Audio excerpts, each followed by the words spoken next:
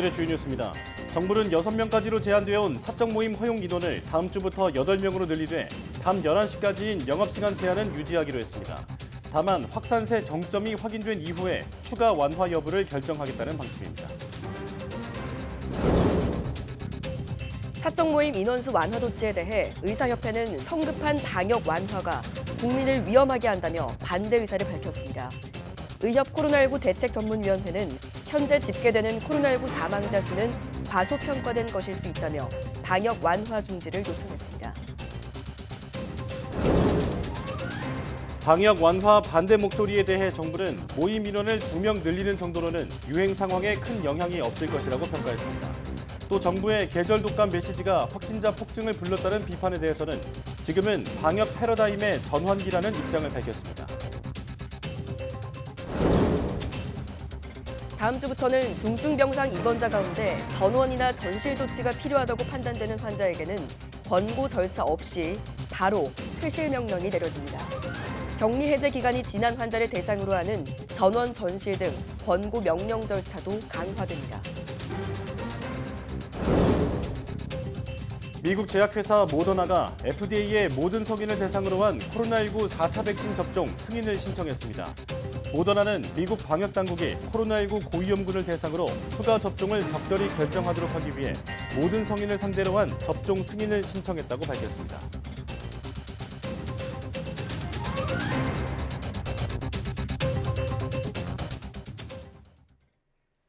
여러분 안녕하십니까? 사이언스 투데이 시작합니다. 오는 21일부터 다음 달 3일까지 2주 동안 사적 모임 최대 인원이 6명에서 8명으로 늘어납니다. 다만 식당과 카페 등의 영업시간은 밤 11시까지로 그대로 유지됩니다. 중앙재난안전대책본부는 이 같은 내용의 사회적 거리두기 조정안을 발표했습니다. 정부는 오미크론의 대유행과 의료 대응 체계의 부담, 유행 정점 예측의 불확실성을 고려할 때 거리두기를 전면 해제하기에는 위험한 상황이라고 설명했습니다.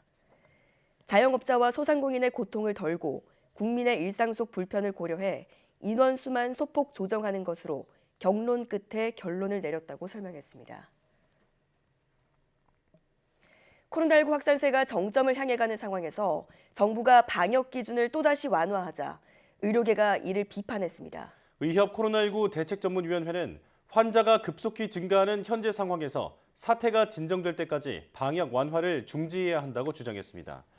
위원회는 하루 신규 확진자가 40만에서 60만 명대를 오르내리고 사망자 수가 급증하는 상황에서 보건소와 의료기관의 재택치료 관리도 어려운 상황이라고 지적했습니다. 그러면서 성급한 방역 완화를 시도하는 것은 국민을 위험에 처하게 한다고 우려했습니다.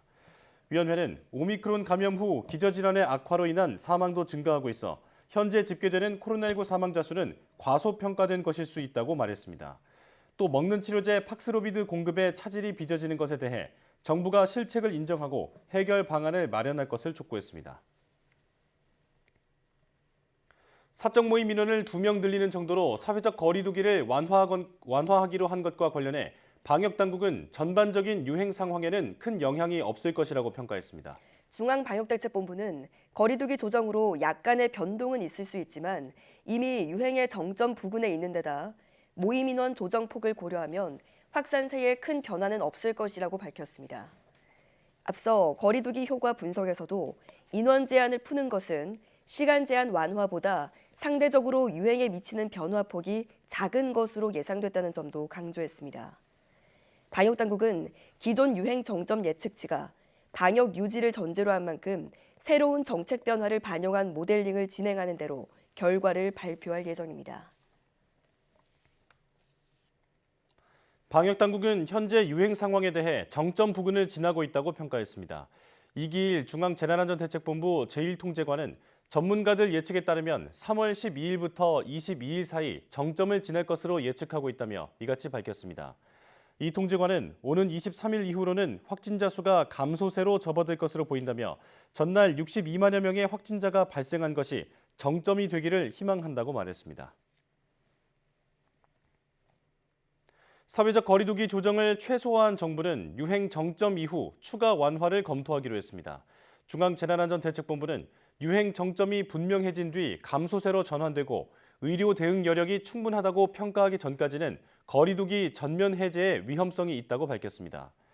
정부는 유행 정점이 지나면 방역 완화와 함께 현재 1급 감염병으로 분류돼 있는 코로나19를 2급으로 전환할지도 고려할 방침입니다.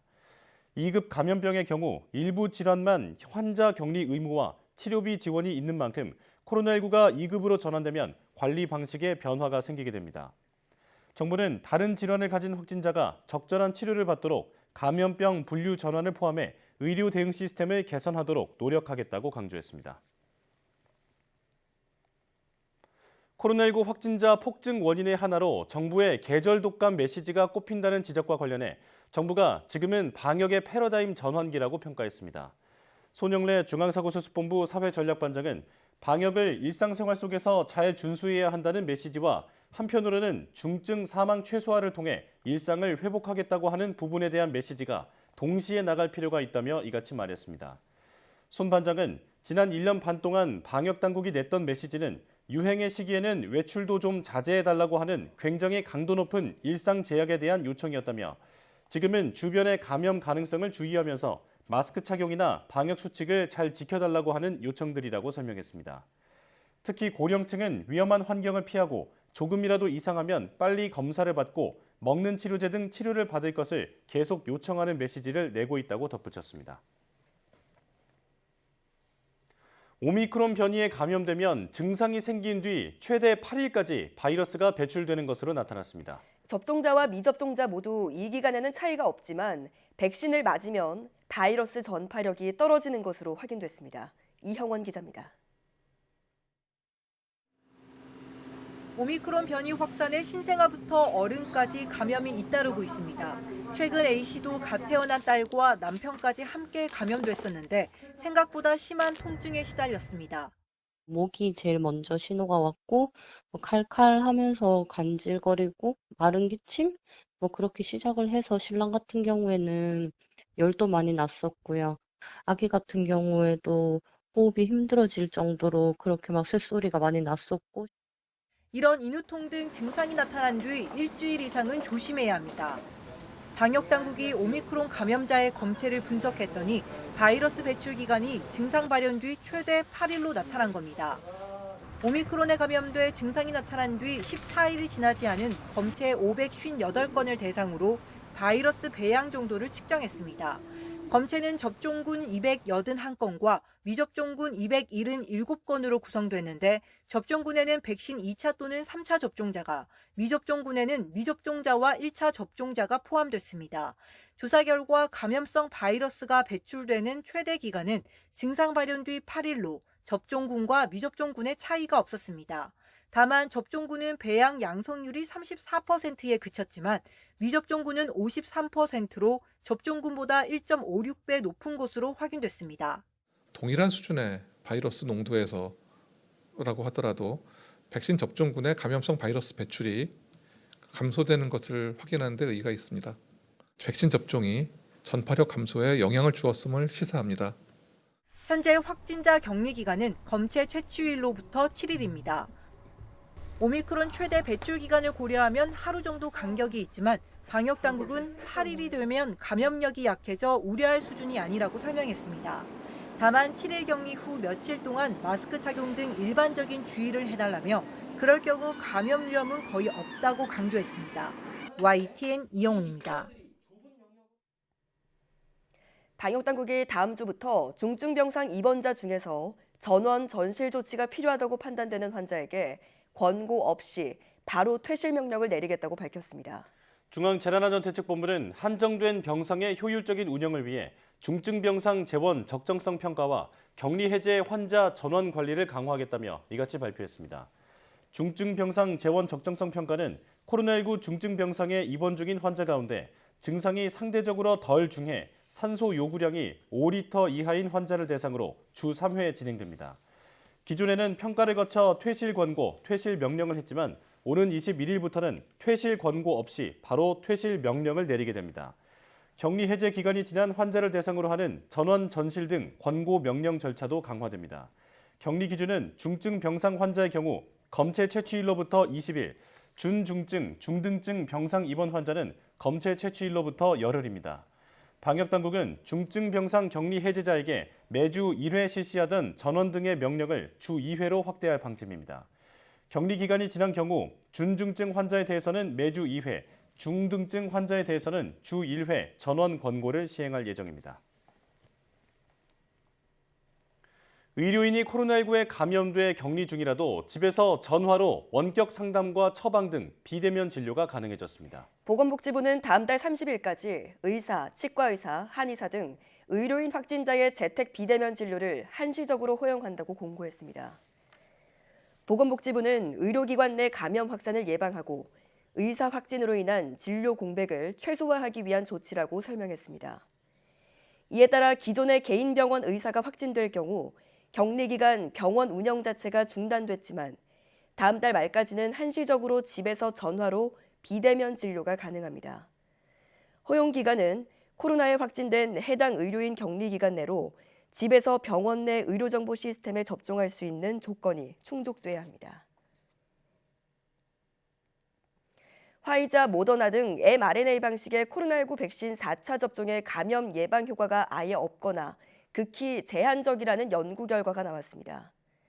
이스라엘 최대 의료기관인 셰바 메디컬 센터는 국제학술지 뉴 잉글랜드 저널 오브 메디신에 게재한 연구 논문에서 자체 의료진을 대상으로 진행한 코로나19 백신 4차 시험 접종 결과를 공개했습니다.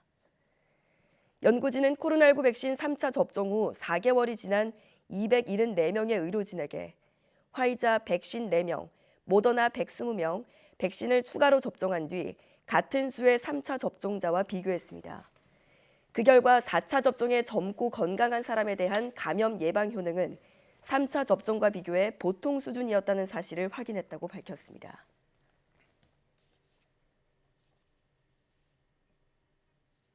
미국 제약회사 모더나가 현지 시각 17일 미국 식품의약국 FDA에 모든 성인을 대상으로 한 코로나19 4차 백신 접종 승인을 신청했습니다. 모더나는 성명을 통해 모든 성인에게 부스터샷을 신청한 것은 미국 질병통제예방센터와 의료기관들이 코로나19 고위험군을 대상으로 부스터샷 접종을 적절히 결정하도록 유연성을 부여하려는 조치라고 밝혔습니다. 미국 정부는 코로나19에 감염돼 중증을 앓거나 사망하지 않도록 환자들을 보호하기 위해 백신 추가 접종의 준비 작업을 진행하고 있습니다. 백악관은 부스터샷을 위한 백신 추가 확보나 특정 변이에 대응할 면역력 증강을 위한 예산을 시급히 승인해 줄 것을 의회에 요청해 왔습니다. 코로나19 오미크론 변이 확산으로 확진자 수가 늘면서 지난달 호텔 펜션 예약 취소 관련 소비자 상담이 늘어난 것으로 나타났습니다. 한국소비자원은 지난달 접수된 소비자 상담 내용을 분석한 결과 전달보다 상담 증가율이 가장 높았던 부문은 호텔 펜션 등으로 13.3% 늘었다고 밝혔습니다. 코로나19 확진에 따른 자가격리로 예약을 취소하고 위약금을 반환해달라는 내용이 많았습니다.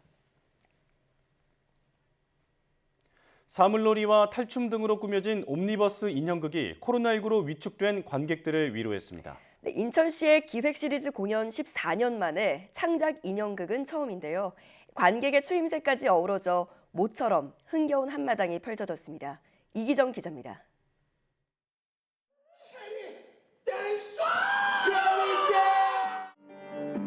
광대 출신인 주인공 박첨지의 인생을 익살과 놀이로 구성한 인형극 음마갱갱 인형극장입니다. 남사당패 얼음산이로 명성을 날렸던 젊은 시절. 아슬아슬하게 줄을 타는 회상 장면은 손에 땀을 주게 합니다. 때로는 관객의 호응을 유도하며 객석으로 불러올리기도 합니다. 저희 인형극의 특징이, 저희 팀의 특징이 관객이 참여할 수 있는 그런 부분들을 요소 심어놓고 있어요. 커피 콘서트라는 이름으로 인천시가 150회에 걸쳐 다양한 공연을 선보였지만 풍물 인형극이 공연된 것은 이번이 처음입니다. 전통 인형인 덜미 인형의 감정선을 극대화한 인형극을 접한 객석의 반응은 뜨거웠습니다. 그냥 인형극이 아니구나 제가 생각했던. 저는 이제 처음에는 어린이 인형극인가 이렇게 생각을 했는데 아닌 거예요. 일명 접시 돌리기로 불리는 버나 돌리기 등 전통적 놀이 요소를 현대적으로 재해석한 인형들의 마당놀이. 한예종 출신으로 구성된 극단 멤버들은 인형의 힘을 빌어 위축된 사회 분위기가 활력을 되찾길 기대했습니다. 인형이 슬플 때는 같이 울기도 하시고 즐겁게 할 때는 같이 즐기기도 하시고 행복한 마음으로 돌아가셨으면 좋겠어요. 인형들이 연주하던 비와 구름, 바람, 천둥 번개의 조화는 어느덧 전문 연주자들의 신명나는 안진반 사물놀이로 바뀌면서 피날레를 장식합니다. YTN 이기정입니다.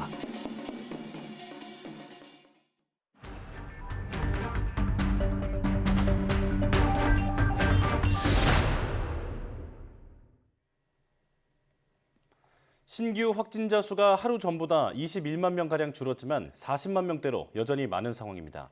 재택치료 환자가 200만 명을 넘은 가운데 정부는 사적 모임 인원 제한을 8명으로 늘리는 새 거리두기 조정안을 발표했습니다. 코로나19 상황 가천대 길병원 감염내과 엄중식 교수 연결해서 자세한 얘기 나눠보겠습니다. 교수님 나와 계시죠? 예, 안녕하십니까. 네, 안녕하십니까. 자, 한 번 60만 명대를 보고 나니까 40만 명대가 다행이라는 생각이 들 정도인데요. 하지만 여전히 확진자가 많은 상황입니다. 자, 이런 가운데 사망자 수가 역대 2번째로 많이 나왔는데 현재 상황 진단부터 해주시죠. 예, 일단은 우리가 예상했던 것보다 더 많은 확진자가 이제 확인이 되고 있는 과정인데요. 두 가지 이유가 있는 것 같습니다. 첫 번째는 이제 PCR 검사 역량을 넘어서기 위해서 신속항원 검사를 전문가용으로 양성이 나왔을 때 이제 확진으로 인정하기 시작하면서 좀 더 많은 환자들이 확인이 되고 있는 상황이고요. 예. 그다음 오늘도 이제 발표가 됐지만 방역이 지금 두 차례, 세 차례째 완화가 되고 있기 때문에 네. 이런 방역 완화가 실제 전파량을 늘리는 데 기여를 하고 있어서 우리가 예상했던 것보다 좀 더 많은 환자들이 단기간에 나타나고 있는 그런 상황이라고 보고 있고요. 예. 반면에 이제 중환자 발생 그리고 사망자 발생의 경우에는 이제 좀 늘어나는 그런 경향인데 앞으로가 더 문제가 될 수 있습니다. 그러니까 확진자가 절정을 이루고 나서 1, 2주 이후에 위중증 환자의 피크 그리고 사망자의 그 피크가 생기기 때문에 아마도 사망자는 갈수록 더 늘어날 가능성이 높다고 보고 있습니다. 예. 네. 자, 17일 62만여 명의 확진자가 발생한 것이 정점이었길 바라지만 현재 여러 전문가들이 정점에 대한 규모와 시기를 달리 보고 있는 상황이거든요. 앞으로 확산 추세 어떻게 보십니까? 우리가 유행 예측을 했을 때에 비해서 두 번의 방역 완화가 있었고 실제 이제 진단 방법, 그러니까 확진 방법의 변화가 있었기 때문에 유행 예측 모델을 다시 개선해야 되는 그런 상황이라고 생각을 하고 있고요. 네. 질병관리청도 이제 어제 그 발표문을 보면은 실제 유행에 변수가 생겼다라는 걸 인정을 하고 있습니다. 그래서 지금 관건은 결국은 이 확진자 발생, 이런 대규모 확진자 발생이 언제까지 지속이 될 거냐가 상당히 중요한데 이제 이 부분을 애초 예측에서는 3월 마지막 주가 되면 이제 진정세로 돌아설 거라고 생각을 했는데 이런 변수들 때문에 4월 초에서 4월 중순까지 잦아들지 않고 대량 환자 발생이 이어질 가능성에 대비를 해야 되는 그런 상황이라고 보고 있습니다. 예. 최대 4월 중순까지 이런 정점과 비슷한 구간이 이어질 수도 있다라고 예상을 하셨는데요. 자, 이렇게 예상을 뛰어넘는 확산세에 정부가 애초 예상됐던 거리두기 대폭 완화가 아니라 소폭 완화를 선택했습니다. 영업시간 11시에 인원 모임 8명으로 결정됐는데 어떻게 평가하십니까?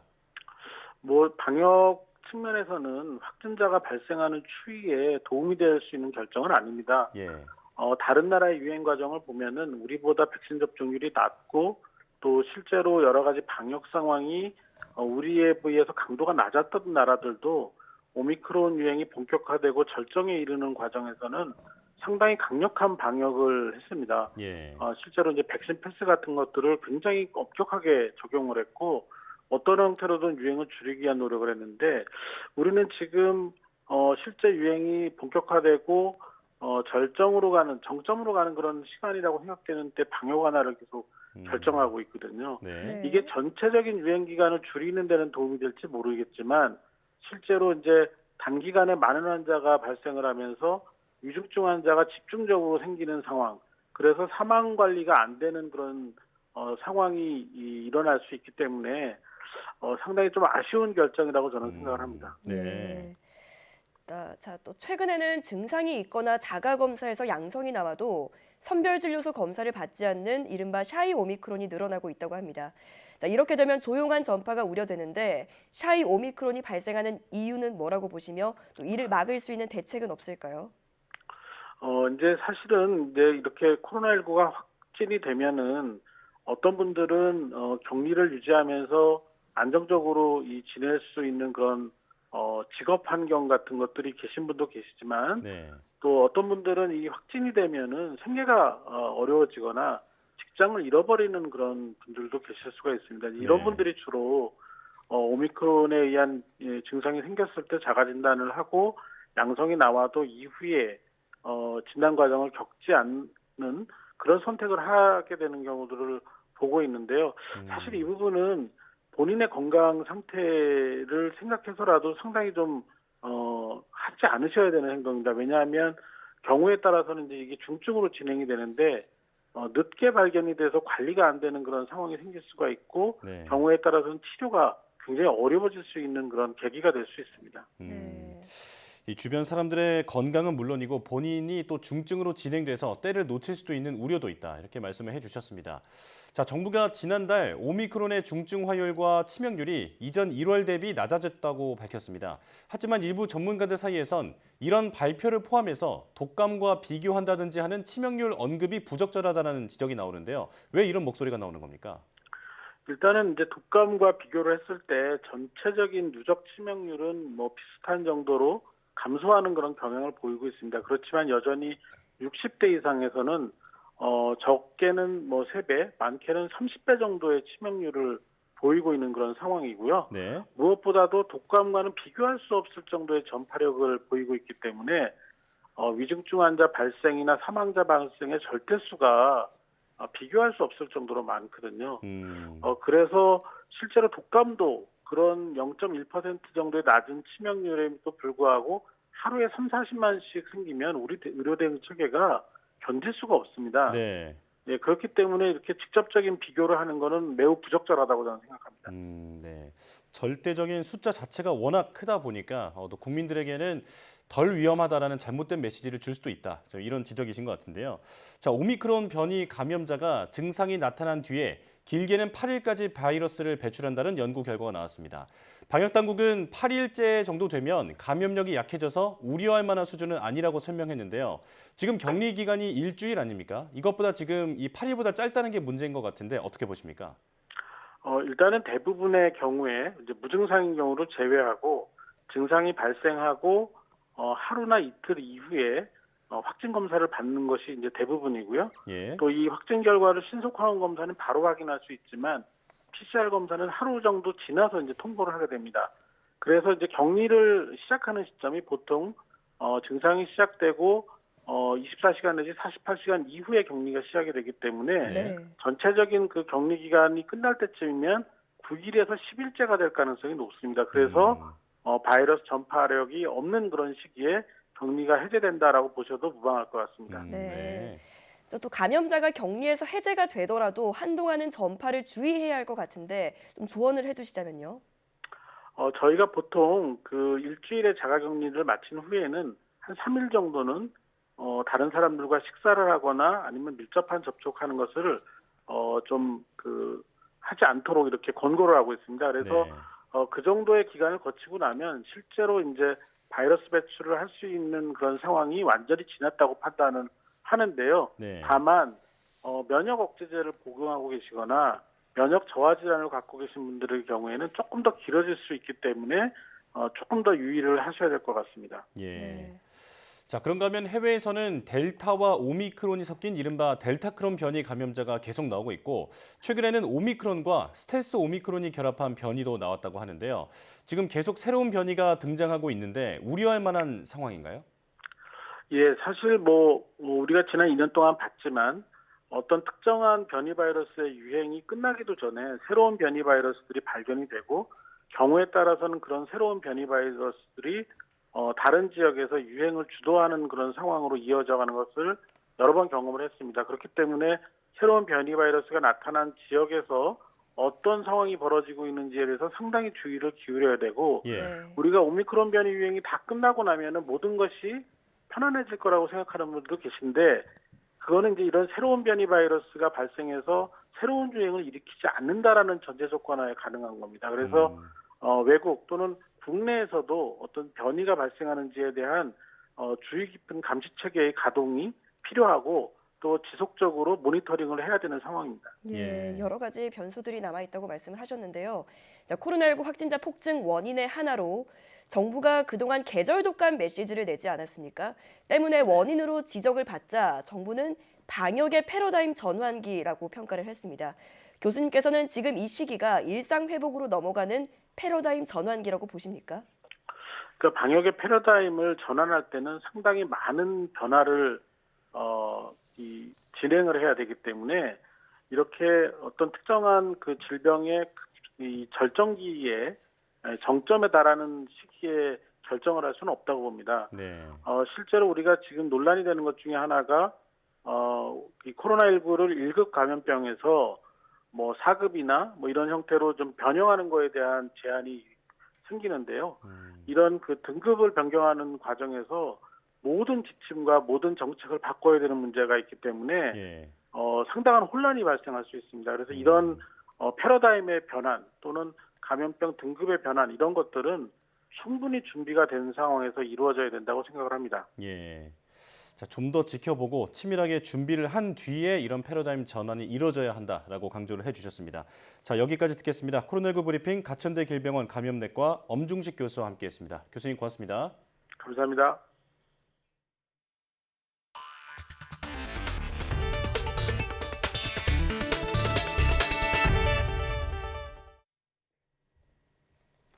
미국 연방준비제도가 3년 3개월 만에 기준금리를 0.25%포인트 인상하면서 우리도 기준금리를 올릴 필요성이 더 커졌습니다. 국내에 있던 외국 자본이 미국으로 빠져나갈 가능성이 커지기 때문인데 다음 달 열릴 금융통화위원회에서 어떤 결론을 낼지 주목됩니다. 박병환 기자입니다.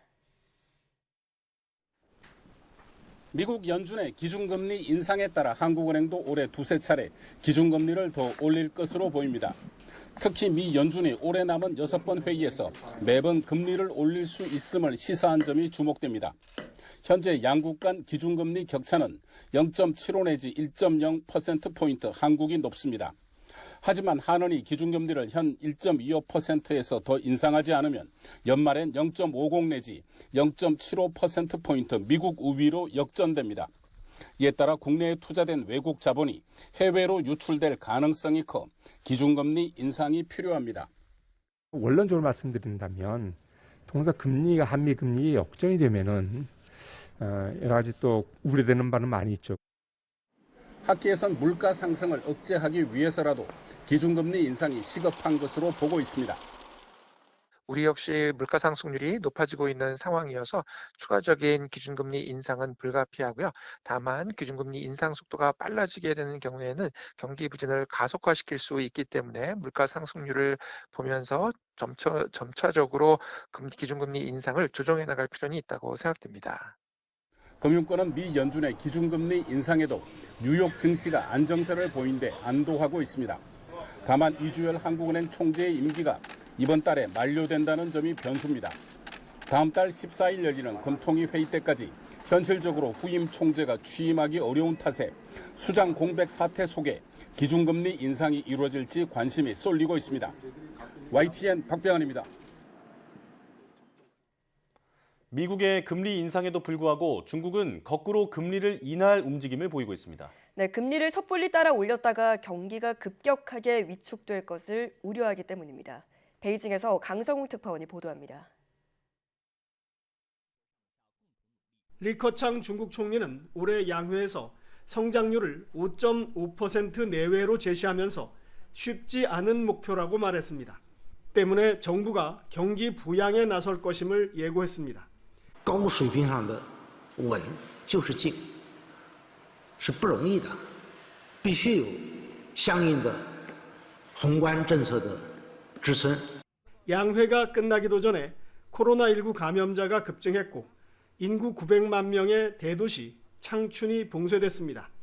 중국의 대표적 자동차 회사 이치는 물론 도요타, 아우디 등과의 합작 공장들이 가동을 중단했습니다. 이어 중국의 실리콘밸리로 불리는 선전까지 봉쇄돼 IT 회사들의 어려움도 시작됐습니다. 当然呢，因为疫情的这种变化呢，还存在一定的不确定性。下阶段对于经济的这个影响呢，还需要观察。 이런 상황에서 중국 IT 기업들의 주가가 폭락하자 중국 금융당국이 긴급 회의를 열었습니다. 중국은 1분기 경제를 반드시 활성화하고 통화 정책을 능동적으로 펼칠 것이라고 발표했습니다. 中国人民银行昨天还发布消息，要进一步加强部门间政策协调，及时回应市场关注的热点问题。 중국 매체들은 경기 활성화를 위한 기준금리의 추가 인하를 기정사실로 보고 있습니다. 최근 넉 달 동안 기준금리 성격의 LPR을 2번이나 내렸지만 경제가 나아지지 않고 있기 때문입니다. 미국의 금리 인상으로 자본 유출까지 우려되지만 국내 경기 회복이 급선무라고 보는 겁니다. 여기다 우크라이나 사태와 미국의 이단 제재 등으로 국제 환경도 불안한 상황이어서 올해 중국 경제는 정부의 개입을 통한 안정에 초점을 맞추고 있습니다. 베이징에서 YTN 강성웅입니다. 최근 경매에 나왔다가 유찰된 뒤 국제 블록체인 기반 투자 모임이 산 뒤 다시 기탁한 간송후손 소유의 국보 매입가는 25억 원으로 나타났습니다. 국내외 블록체인 기반 투자 모임인 헤리티지 다오가 의사결정 과정을 공개한 사이트에는 국보 금동 3존 불감 매입 관련 문서가 올려져 있는데 재반 비용을 포함해 25억 원으로 적혀 있습니다. 이들은 이 불감을 사들인 뒤 다시 간송문화재단이 관리하고 전시하도록 영구 기탁하고 소유권의 51%를 기증했습니다. 헤리티지 다오는 싱가포르에 기반을 둔 다오 플랫폼 금융사 크레용 계열의 다오로 재미동포 김모 씨가 CEO를 맡고 있습니다. 다오는 탈중앙화 조직의 약자로 투자 혹은 기부 등 공동의 목적을 바탕으로 가상 공간에서 가상화폐를 모아 프로젝트를 하는 모임을 의미합니다. 국보 금동 3존 불감은 경영난을 겪고 있는 간송 후손이 지난 1월 시작가 28억 원 경매에 내놓았지만 결국 유찰됐습니다. 맛 좋고 몸에도 좋은 버섯 소비가 늘고 있는데요. 버섯 소비 증가엔 다양한 국산 품종 개발이 한몫하고 있습니다. 국내 기후나 토양에 적합하고 해외 기술 사용료도 없어서 국산 버섯의 재배 면적이 더 늘고 있습니다. 김학무 기자의 보도입니다. 비닐하우스 안에 하얀 버섯이 커다란 구슬처럼 바닥에 널렸습니다. 병에서 재배하는 버섯과 달리 평평하게 깔아놓은 흙에서 키우는 양송이 버섯입니다. 이 양송이 버섯은 국산 품종인 하담. 외국 품종보다 재배 기간이 짧고 온도 변화에도 기형 발생이 적어 품질 좋은 버섯을 생산할 수 있습니다. 수확량도 많고 재배 기간도 단축되고 그래서 제가 재배를 하면은 주위 사람들이 많이 와서 보고 국산 품종으로 많이 대체하고 많이 쓰는 것 같아요. 지난해 국내에서 생산한 버섯 가운데 국산 품종 버섯의 생산이 60%를 넘었습니다.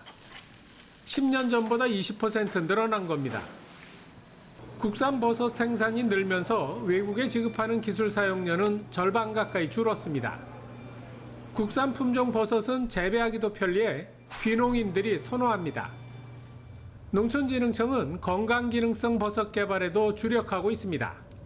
네, 요즘에 그 귀농인들이 늘어나면서 좀 재배가 용이한 배지에 맞는 품종을 육성을 하려고 하고요. 또한 그 기능성이 강화된 품종을 육성할 예정입니다. 품질 좋고 농가 소득 증대에도 도움이 되는 국산 버섯의 생산이 더욱 늘 것으로 보입니다. YTN 김학무입니다. 러시아의 침공으로 우크라이나에 피해가 막대한 가운데 러시아군 또한 7,000명이 넘는 전사자가 발생했다는 미 정보 당국의 추산이 나왔습니다. 양측의 발표와 위성 사진, 또 영상 등을 분석해서 보수적으로 추산한 전사자 규모인데 러시아군의 사기 또한 크게 떨어진 것으로 분석됐습니다. 이동헌 기자의 보도입니다.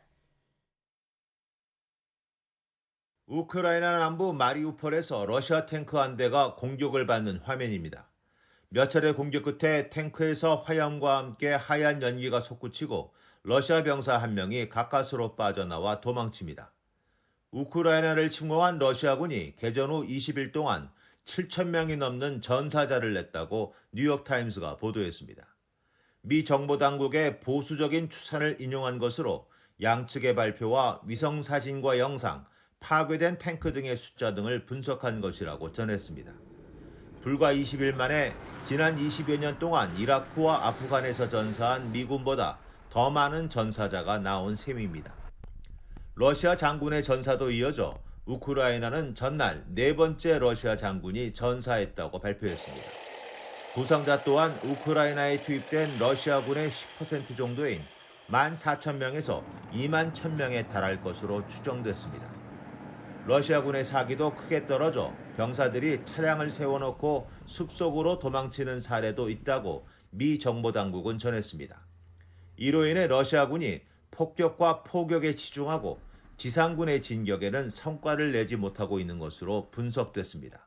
Загальна ситуація за минулу добу є такою, що вона суттєвих змін за минулу добу, наголошую, не зазнала.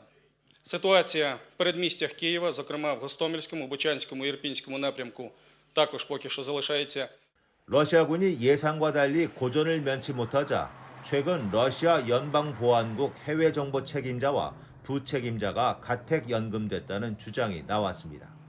우크라이나 침공 전 엉터리 정보를 제공한 것이 아니냐는 신문을 받고 있다는 주장입니다.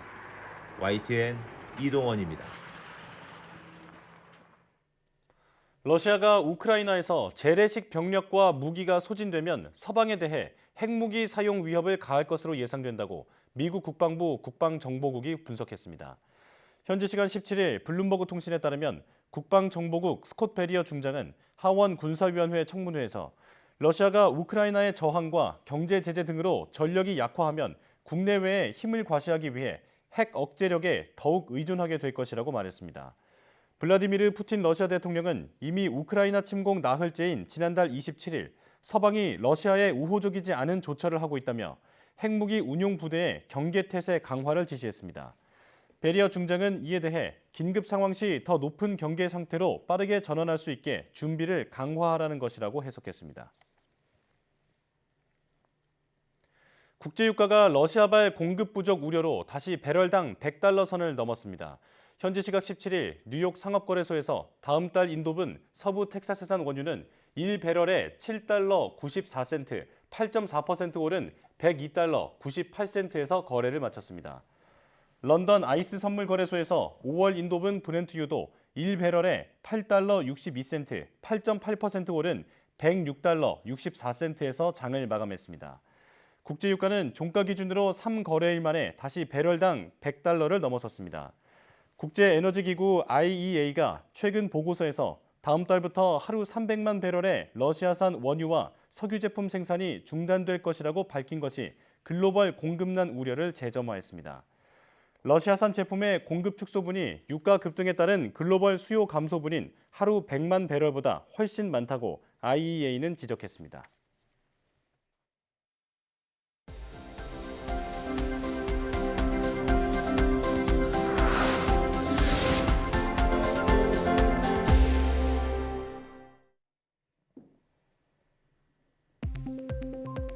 노인의 낮잠이 지나치게 길어지고 잦아지면 치매 위험이 커진다는 연구 결과가 나왔습니다. 미 UC 샌프란시스코 의대 등 연구팀은 노인 1,400여 명을 14년에 걸쳐 연구한 결과 낮잠을 하루 1시간 이상 자는 노인은 이보다 적게 자는 노인보다 치매 위험이 40% 높았다고 밝혔습니다. 또 정상적인 노인은 하루 낮잠 시간이 매년 11분 정도 늘어나는 데 그쳤지만 경도 인지장애 진단을 받은 노인은 낮잠 시간이 진단 전에 2배로 늘었고 치매 진단을 받은 후에는 3배까지도 길어졌다고 말했습니다. 연구팀은 낮잠이 길어지는 것은 치매가 나타나기 전 단계의 병리 현상일 수도 있다고 설명했습니다. 또 지나친 낮잠이 밤잠에 영향을 미쳐 치매 위험을 높이는 요인으로 작용할 수도 있다고 덧붙였습니다. 자궁내막증 유전자를 가진 여성은 난소암 위험이 크다는 연구 결과가 나왔습니다. 자궁내막증은 자궁내막이 난소나 나팔관, 방광 등 다른 장기와 유착돼 극심한 골반통을 유발하는 질환으로 가임 여성 9명 중 1명꼴로 나타납니다. 호주 퀸즐랜드대 연구팀은 자궁 내막증 환자와 난소암 환자 4만여 명의 유전자를 분석한 결과 자궁 내막증 위험 유전자를 가진 여성은 그렇지 않은 여성보다 난소암 위험이 2.6배까지 높았다고 밝혔습니다. 또 자궁 내막증과 난소암이 유전적 요인을 공유한다는 사실도 확인됐다며 이 유전 경로가 자궁 내막증과 난소암 치료 약물의 표적이 될 수도 있다고 전망했습니다. 국내 연구진이 개인의 알레르기 성향을 결정하는 유전학적 요인을 최초로 밝혀냈습니다. 서울대 약대와 포항공대 생명과학과 연구팀은 알레르기 반응에 관여한다고 알려진 체내 단백질, 면역 글로불린 E를 만드는 세포가 흉선에 존재한다는 것을 밝혀냈습니다. 또 면역 글로불린 E가 흉선에서 분비되면 장과 피부 조직에 비만 세포가 늘어나고 이로 인해 음식물에 의한 알레르기가 촉진되는 것으로 나타났다고 설명했습니다. 연구진은 그동안 개인의 면역 글로불린 E 수치가 어떻게 결정되는지 알려진 바 없었다며 이번 연구가 알레르기 치료제 연구에 도움될 것으로 기대된다고 말했습니다. 산불이 오존층 파괴 물질을 만들어내 오존층을 얇게 만든다는 연구 결과가 나왔습니다. 캐나다 워털루대 등 연구팀은 호주 남동부에서 대형 산불이 발생했던 2019년 9월에서 2020년 3월을 포함해 이 기간 부근 남반구 위성 데이터를 분석한 결과 산불 직후인 2020년 4월부터 남반구 오존층이 엷어지기 시작했다고 밝혔습니다. 또 이 기간 대기 중에 오존을 파괴하는 물질인 염소 화합물이 증가했다고 설명했습니다. 오존층은 지상시 5에서 30km 높이에 존재하는데 동식물 유전자를 파괴하는 태양 자외선을 흡수해 지구 생태계를 보호하는 역할을 합니다.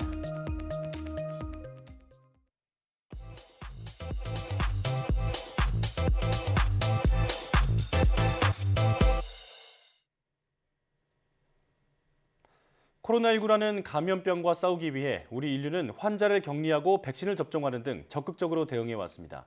그런데 움직이지도 못하는 식물 사이에 역병이 돌면 식물들은 어떻게 대처할까요? 네, 식물도 이런 역병과 싸울 수 있는 특별한 방법을 발전시켜 왔다고 하는데요. 오늘 궁금한 이야기에서 자세히 살펴보겠습니다. 함께 보실까요? 안녕하세요. 궁금한 이야기의 이효종입니다. 최근 코로나19 팬데믹의 여파로 많은 사람들이 바이러스와 같은 병원균으로부터 우리의 몸을 지키는 생체 시스템인 면역작용에 관심이 많아졌습니다. 진핵생물 중에서도 극히 일부에 속하는 우리 동물계 생명체들은 대부분 외부로부터 침입해 들어온 병원체에 대한 상세한 인식을 한 뒤 그 병원체에 대한 기억을 바탕으로 대상을 제거해 나갑니다. 그렇기 때문에 병원체를 몸 안에 인식시키는 일이 곧 면역을 만드는 가장 핵심적인 방법으로 여겨지고 있습니다. 그런데 우리와는 사뭇 다른 식물의 경우는 어떨까요? 역사를 살펴보면 세계사에 큰 영향을 끼쳤던 식물에 대한 몇몇 대역병 사례가 기록되어 있습니다. 아일랜드 대기근으로 점철되는 감자 역병의 사례, 그리고 하와이 섬의 파파야 대란과 같은 사례들이 대표적이죠. 그러나 오늘날 코로나19 팬데믹과 같은 상황에서 빠르게 백신을 개발하고 치료제를 개발하여 면역에 도움을 주는 우리의 상황과는 다르게 식물의 질병에 관해서는 특별히 손쓸 만한 대책이 없어 보입니다. 식물은 동물과 다르게 자신의 몸을 외부 병원체로부터 어떻게 보호하는지에 대해서 알아볼 것입니다. 식물도 동물과 마찬가지로 면역 체계에서 선행되는 절차가 있습니다.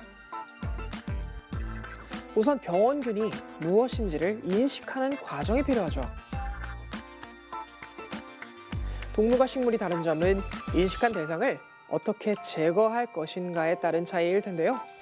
일반적으로 동물은 침입한 병원균의 정보를 기억하고 기억된 정보를 바탕으로 대상을 제거하는 후천 면역 시스템에 특화되어 있습니다.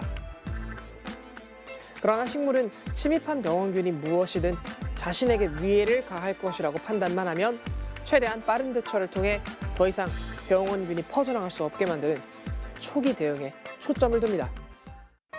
움직이지 못하는 식물은 항상 외부 환경에 노출되어 있고 늘 공격을 받다 보니 공격이 들어온 시점에서의 대응이 더 중요한 것이죠.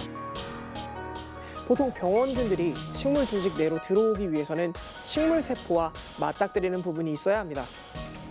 이를테면 세균의 경우 편모와 같은 구조를 그 예로 꼽아볼 수 있습니다. 식물은 병원균의 선천적 구조, 즉 병원균의 모양을 식물세포 표면에 있는 단백질 수용체들을 이용해 인식합니다. 침입 대상이 병원균이라는 사실이 밝혀지면 우선 약한 형태의 면역 반응이 일어납니다. 이것을 PTI라고 부릅니다. 식물 면역의 1차 방어선과 같은 역할을 수행하는 PTI는 대부분의 병원체들을 방어할 수 있는 능력을 지니고 있습니다. 그런데 몇몇 독성이 강한 병원균들은 식물의 1차 방어선인 PTI를 억제하는 능력을 지니고 있습니다. 이들은 식물의 체내로 침투하는 과정에서 신속하게 PTI 반응을 억제하기 위한 억제 단백질을 분비합니다. 이것을 이펙터라고 부릅니다. 이펙터에 의해 PTI가 억제되고 병원균이 식물세포 안으로 들어오면 이제부터는 식물에게 감염에 의한 질환이 나타나게 됩니다. 식물 입장에서는 삶과 죽음의 경계선에 있는 상황이 된 것이죠. 그렇다면 식물은 이걸 어떻게 해결할까요? 사실 식물은 이미 면역을 위한 준비를 하고 있었습니다. 식물들은 독성 병원균이 PTI를 억제하기 위해 분비한 이펙터를 감지할 수 있는 능력을 보유하고 있습니다. 식물이 이펙터를 감지했을 때 발동되는 매우 강한 면역이 바로 ETI라고 부르는 식물의 2차 면역 반응입니다. 여기에서 식물과 동물의 결정적인 차이점이 나타납니다. 동물의 면역 반응에서 2차 면역 반응은 병원균이 일단 침입해 몸의 면역 체계가 스스로 정보를 만들고 기록할 수 있도록 하는 과정이 필요한 이른바 후천적 면역 시스템인 것이죠. 그런데 식물의 경우에는 태어날 때부터 ETI, 즉 식물의 2차 면역 반응을 나타나게 만들 이펙터 단백질, 즉 병원균의 단백질이 체내에 이미 저장되어 있습니다. 어떻게 태어날 때부터 병원균 단백질을 지닐 수 있는 것일까요? 그 답은 바로 유전 정보에 있습니다. 병원균이 식물에 침입하고 병원균이 분비하는 이펙터 단백질을 인식하면 유전 정보로 이펙터 단백질이 남게 됩니다. 그리고 다음 세대로 그 유전 정보를 전승하는 것이죠.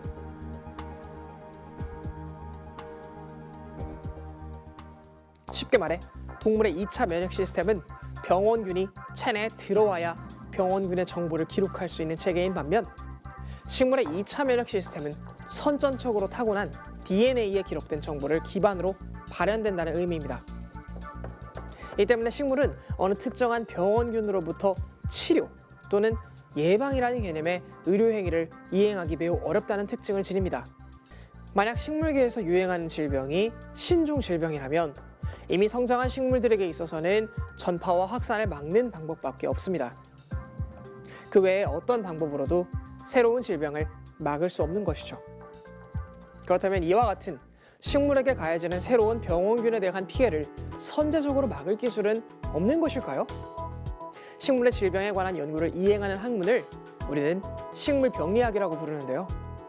이 식물병리학에서는 유전자 가위 기술이 중요합니다.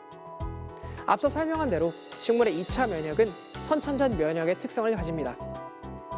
이는 DNA에 병원균의 정보가 기록되어 있어야 함을 의미하죠. 유전자 가위 기술이 발달하기 전에는 DNA 안에 병원균의 정보를 넣는 일이 번거롭고 쉽지 않았습니다.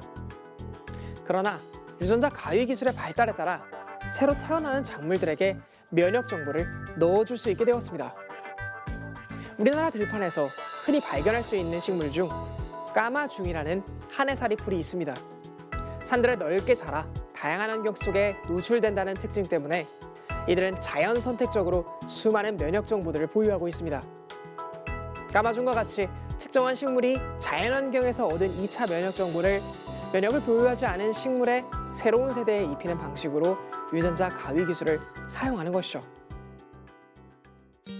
우리와는 많이 다르지만 항상 함께 살아가는 존재인 식물. 식물의 병을 연구하는 것은 비단 과학적 탐구만을 목표로 하는 것이 아닌 우리에게 성큼 다가온 환경 문제를 궁극적으로 개선하려는 인류의 커다란 노력들 중 하나가 아닐까요?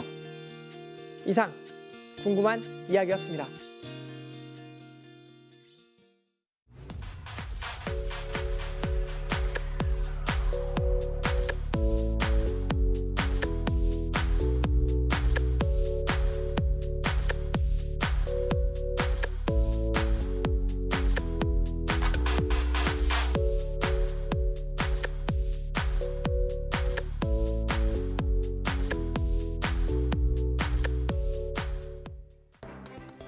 사적 모임 인원은 8명으로 늘어나고 영업시간 제한은 밤 11시까지 그대로 유지되는 새로운 사회적 거리두기 조정안이 발표됐습니다. 방역 완화와 일상 회복에 대한 기대감이 있었지만 현 상황에서 거리두기 전면 해제는 위험하다는 판단 때문인데요. 민생과 방역 사이 깊은 고민 끝에 내려진 신중한 결정인 만큼 유행을 극복하는 데 도움이 되길 바랍니다. 사이언스 투데이 마칩니다. 시청해주신 여러분 고맙습니다.